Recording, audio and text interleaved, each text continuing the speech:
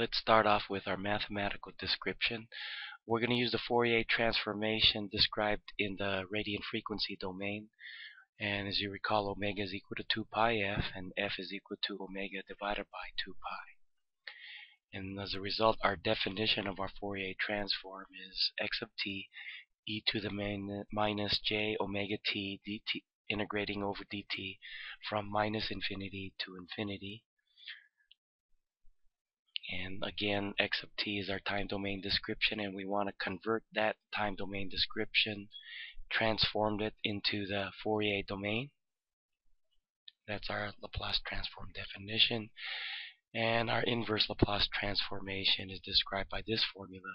So instead of e to the minus j omega t here found on the Fourier transformation definition, our inverse Fourier going from the frequency or Fourier to the time domain is e to the j omega t, and you integrate this with respect to the radian frequency.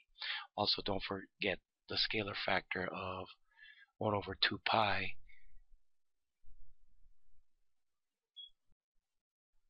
First example of applying the Fourier transform will be a unit pulse.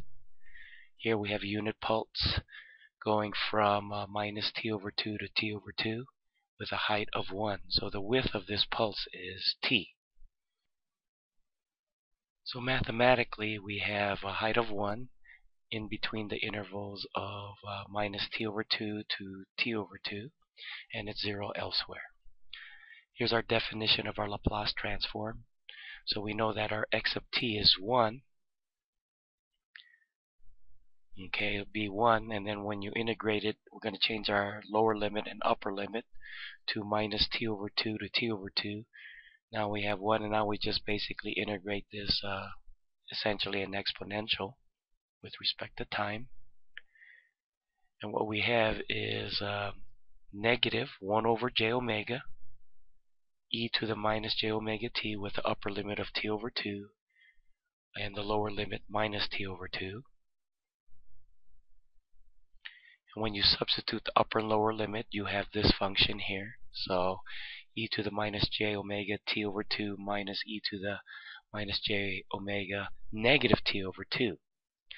So doing a little bit of algebraic gymnastics here, the minus and minus becomes a plus, and you got e to the minus j in this term, and then the minus in here, we can reverse the positions between this term and this term, which I did here.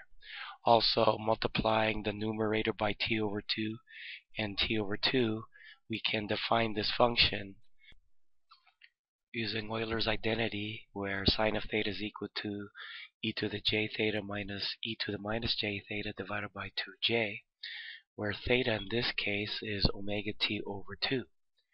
When we apply that to this expression here, we have the resulting relationship as sine omega t over 2 divided by omega t over 2 times t.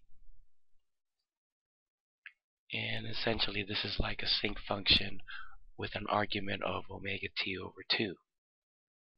So here we have the Fourier transform of a unit pulse described by x of omega, which is t sinc of omega t divided by 2. Now recall the sinc function is defined as sine of pi x divided by pi x. So if I substitute omega for 2 pi f, as shown here, then we see the 2's cancel, and then we're left with t times the sinc of ft. And so this is the Fourier transform of a unit pulse described in frequency domain f. And this is the Fourier transform described by in the radian frequency. So that's the Fourier transform of a unit pulse.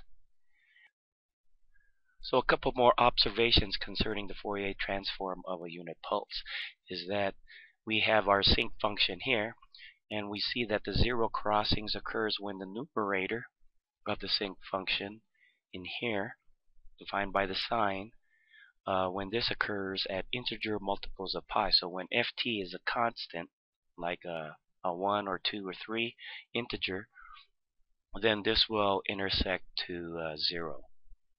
So another thing to illustrate is that as I widen the pulse width, we see we get a thinner bandwidth in the frequency domain. So here we increased the pulse width to 3 now, and so to make this integer, then f has to be 1/3, and that's why you see more squiggly lines here. And notice the thinner pulse, because this intersects around the reciprocal of t equal to 3, which is about 1/3, and in the previous slide it's 1, so it intersects, the first 0 intersects at 1, where we have the main lobe here. And then finally, when we increase the pulse by 10, we get more squiggly lines, and you can see it's thinner. Now as this goes, t gets very, very wide, it starts to look like DC in the time domain, and in the frequency domain it starts to look like an impulse, which means that the frequency is 0 for a DC signal. Signing off is Dr. J.